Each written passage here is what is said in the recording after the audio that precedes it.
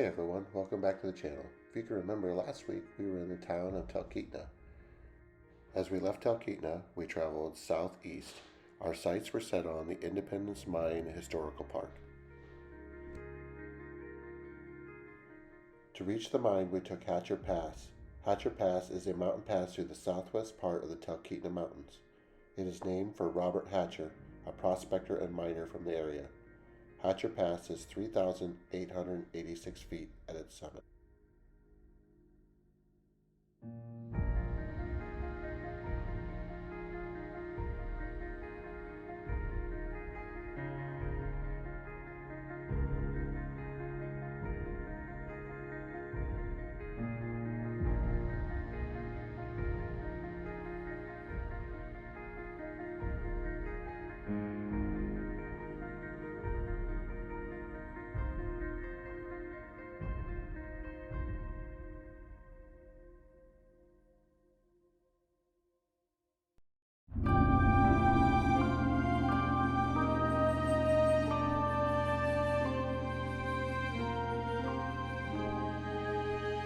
Independence Mine, a mining history that dates back to 1897.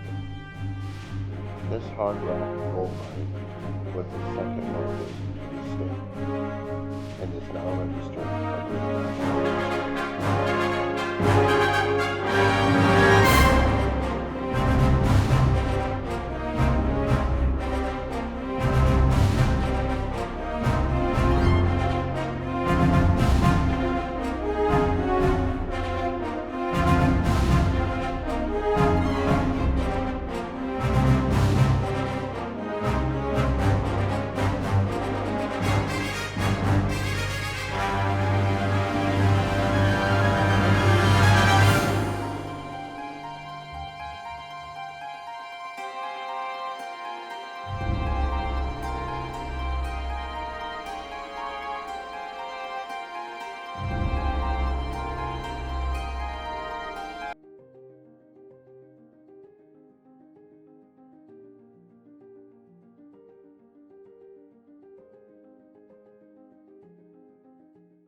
After exploring the Independence Mine, we made our way back across Hatcher Pass to find a great camp that we had spotted on our way in.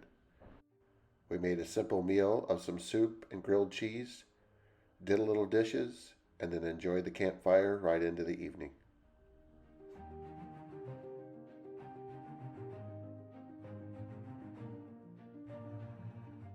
We woke the next morning with a dishpan full of ice, so we decided to let somebody else do the cooking for breakfast. We made our way up the road and found a nice little restaurant, had some breakfast, and then made our way to our next destination. This one we were all very excited about.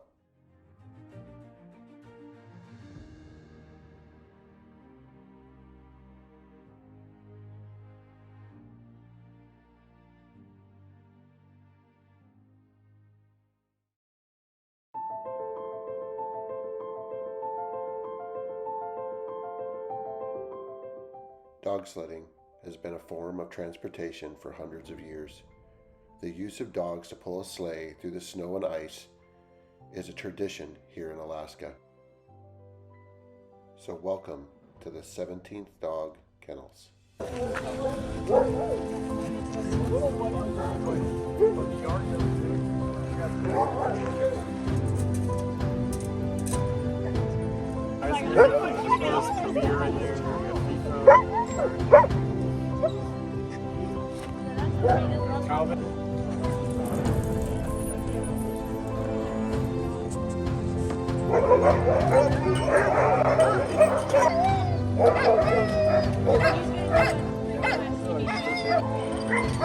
Dogs are awesome non-communicators. So just a simple, action of doing something that they already know what's happening. Last week didn't go to the front.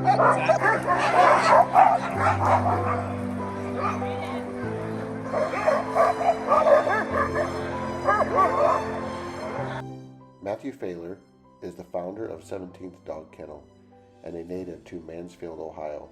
His love for animals, sports, and the great outdoors began as a young age and helped shape his path into the wonderful world of dog mushing. He began working as a handler for four-time Iditarod champion Martin Boozer. With Martin's mentorship, Matt completed his first Iditarod in 2012, and he's competed in the race every year since. Yeah. This is how you really ride. Nice. And you got some fire back here so you keep your hand. Yeah, exactly. And then your butt's warm too, right? Yep. Uh-huh. So this is your other.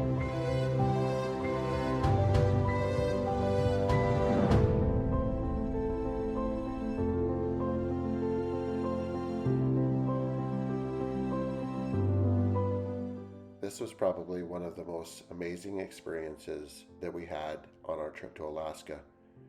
We encourage everyone to stop if they're in the area and check out 17th Dog and Alaskan Husky Adventures.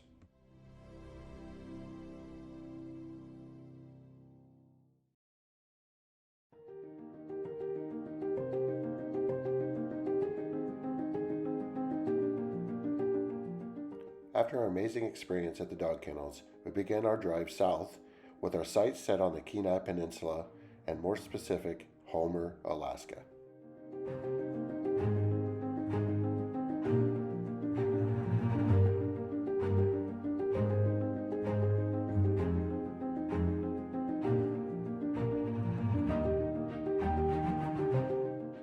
As we traveled south of Anchorage along the Cook Inlet, we were treated with a view of beluga whales. This is a very rare treat along the Cook Inlet, and we enjoyed every moment and every small speck that we could see of them.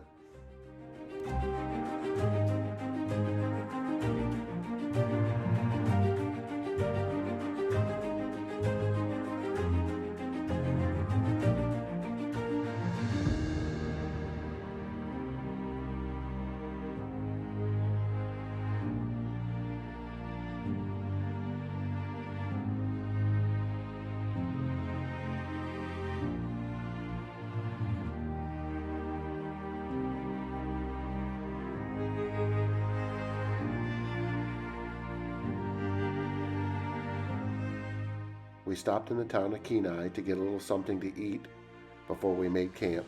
The food was amazing at this great little pub. Michelle had their chicken wings and I had their Reuben sandwich.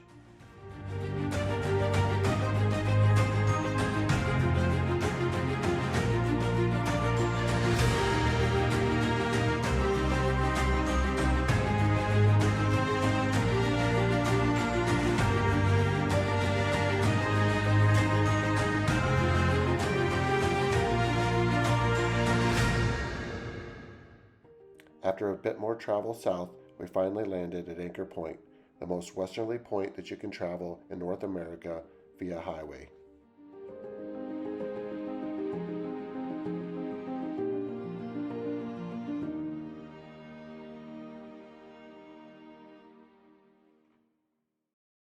After a bit of treasure hunting on the beach, we made our way back to camp and built a nice big warm fire to spend the evening chatting about the day. The next morning, we broke camp, had a little fire to warm ourselves as we packed up the vehicles, and had a little breakfast. Something simple, just cornflakes. Today, we would visit Homer, Alaska.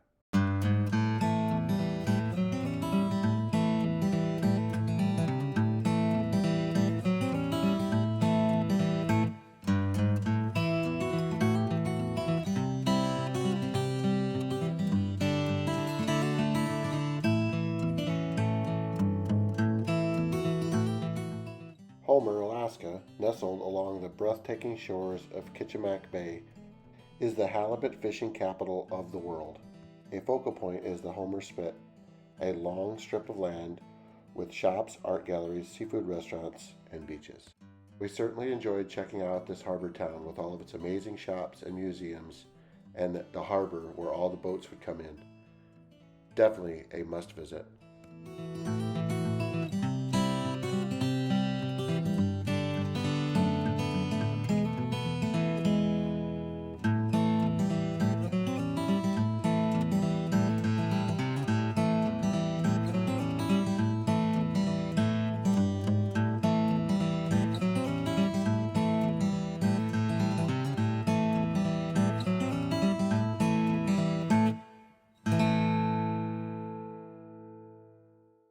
This would be our final day in Alaska, and one thing we had not seen was a moose. Until we did. This rather large female moose was spending its time devouring whatever it could along the roadside. So we stopped and took a gaze at her, a few photos, and then began our trip back to Anchorage. What an exciting thing to see up close and in person.